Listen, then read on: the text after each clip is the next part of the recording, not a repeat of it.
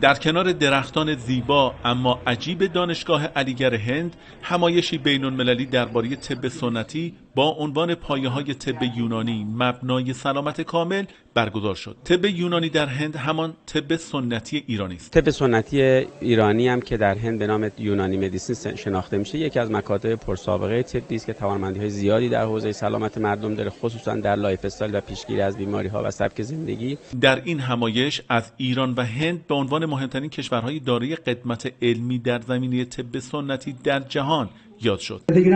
سیستم داروی یونانی یک سیستم جامع پزشکی است که با مراحل مختلف بیماری و سلامتی سر کار دارد. شرکت کنندگان بر گسترش همکاری‌های علمی و فرهنگی در این زمینه بین دو کشور تاکید کردند.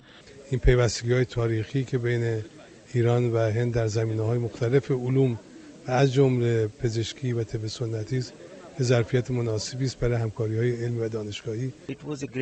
ما مذاکرات دو جانبه‌ای با همتای خود در دولت ایران داشتیم تا بتوانیم همکاری کنیم.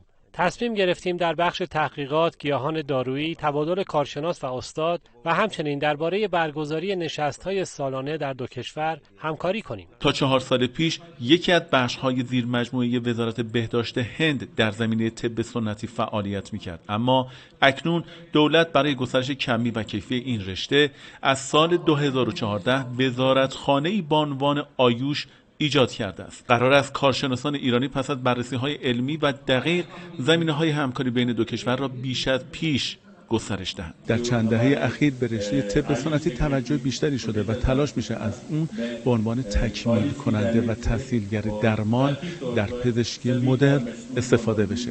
عبدالملکی، خبرگزاری صدا و سیما، هندوستان، دانشگاه علیگرد.